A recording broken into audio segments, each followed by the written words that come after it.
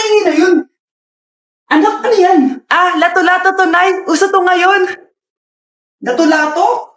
Paano to? Hirap naman. Di ka lang marunong eh. A few moments later. Ingay naman.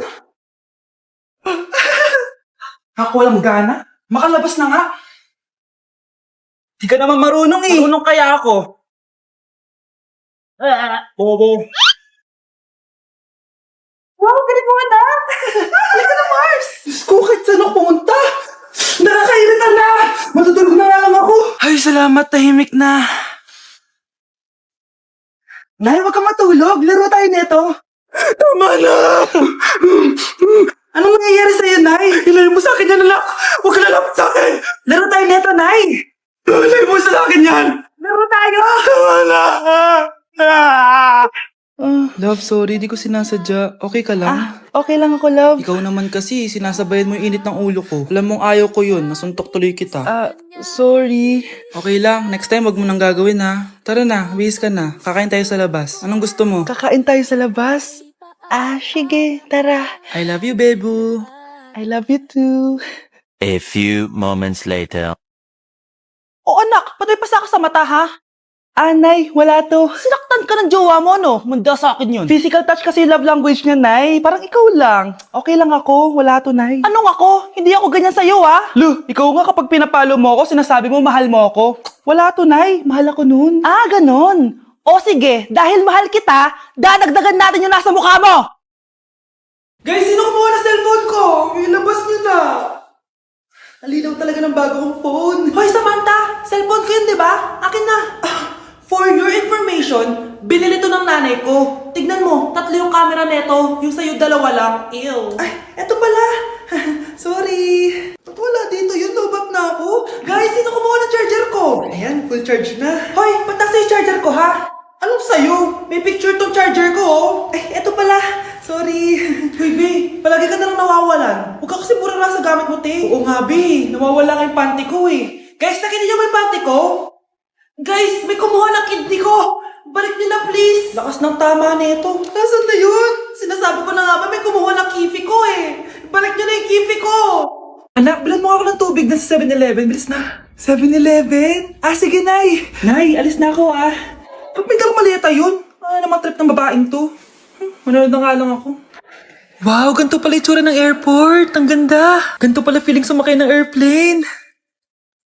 Eto ba yun? Yung 7-Eleven?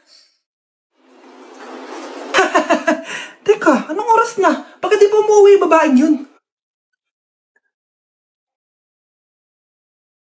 Ayan, ito yung pinapabili ni nanay. Tawagan ko na nga. Ay, hello, Nay. Eto na, nabili ko na pinapabili mo. Asa ka na, ha? 7-Eleven, di ba, Nay? Oo, 7-Eleven. Diyan lang sa may kanto. Ay, akala ko kahit sa 7-Eleven. Ha? Nasa ka ba? Sa Japan. Ha? Japan? Anak, lalabas muna ako ha. Bibili lang ako ng ulam natin. Nay, huwag ka muna umalis. Oh, bakit? Natatakot ka dito sa bahay? Hindi, Nay. Ayaw mo ako umalis kasi gusto mo di umalis, no? Hindi, Nay.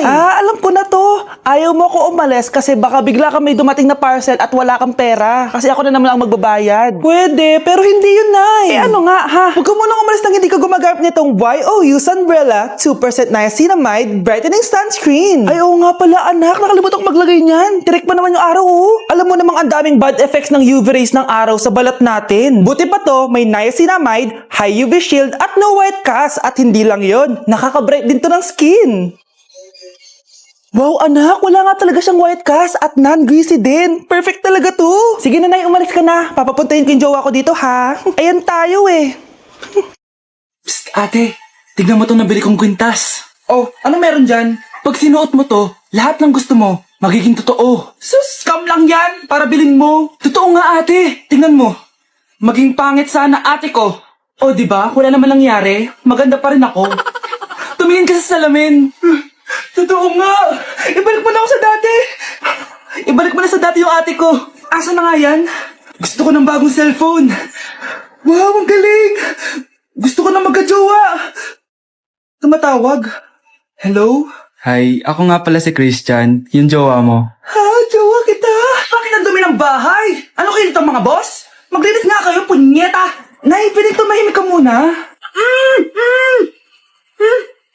Pwede bang honey bunch na lang yung tawagan natin? Number 1.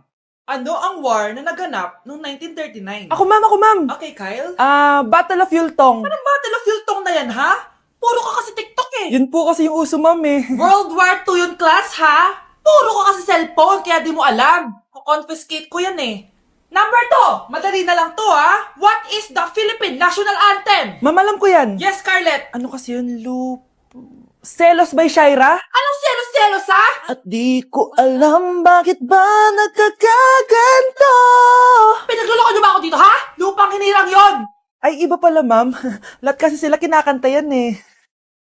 Aba, saan kayo galing, ha? Sa kantin po ma'am. Ang kakapal ng mga mukha nyo. Hindi nyo na alam yung mga boundaries nyo. Bes, alam ko na to. Magte-trending si ma'am. Hala, nakalive pala ako. Yes po, ma'am. Dok, ikaw ba yan? Anak, samahan mo ako sa doktor. Oh, bakit, Nay? May sakit ka? Oo, ipapacheck ko lang tong skin ko kasi, alam mo na, tumatanda na nanay mo. Ay, akala ko naman kung ano. Hello po, Dok. Magpapacheck up sana ako. Yes po, ma'am. Dok, ikaw ba yan? Oo, ako to. Ano ba gusto mo? Para kasing ang oily lang skin ko tapos ang laki pa ng pores ko, oh. Di tamang-tama pala tong product na suot ko ngayon sa'yo. Try mo tong Glad to Glow Volcano Clay Stick. 2 to 3 times a week ko tong ginagamit kaya di na ako masyadong oily. Nabawasan din yung appearance ng mga pores ko at nag-brighten yung skin ko. Hindi din to mahirap ilagay sa hard part ng face like side ng nose at nakaka-clean din ng pores. Of course, this is FDA approved and 179 pesos lang to. The best ka talaga, Dok. Parang kailangan ko din yan, Dok. Oo, Scarlett, bagay to sa'yo. Lagyan mo buong katawan mo, ha? Oh, bakit may pera na naman dito?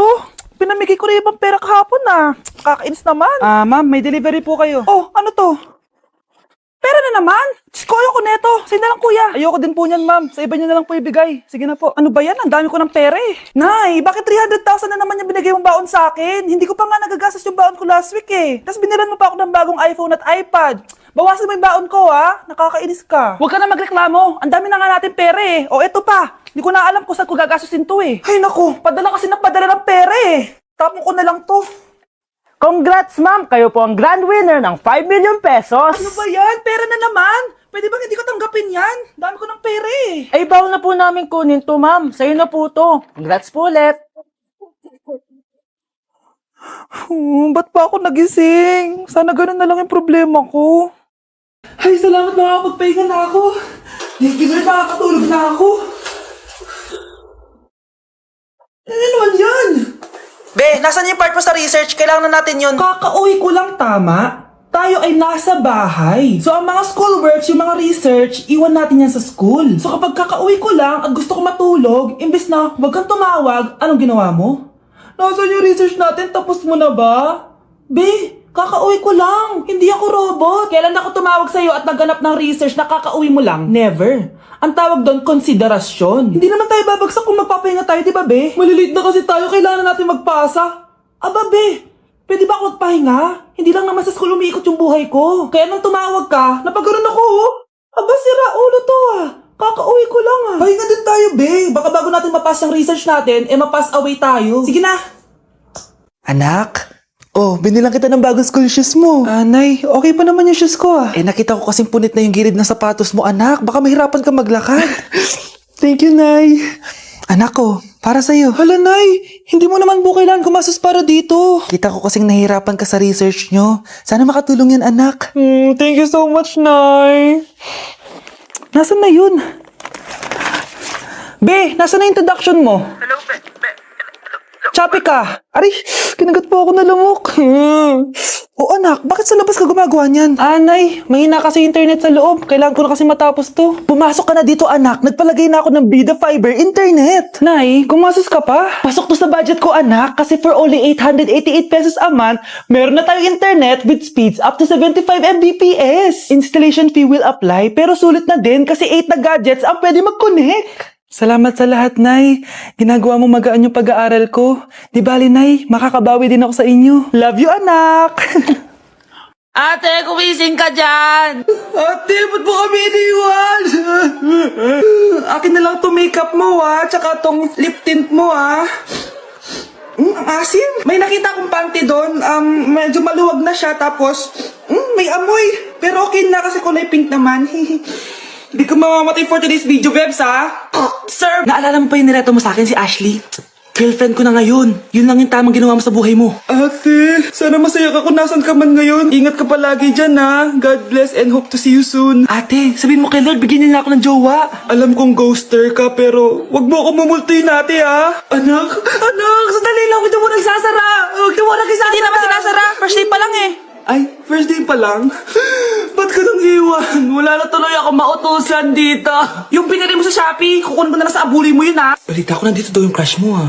Gumising ka na kasi dyan. Hi. Ang cute mo pala pagtulog. Diba crush mo ako? Andito ako kasi gusto ko sabihin na ika-crush back na kita. Anong sabi mo? Ika-crush back na kita. Kunyeta ka, kung kailan patay na ako, dun ba ako ika-crush back? Anong gagawin ko sa crush back mo? Bubuhayin ba ako niyan, ha?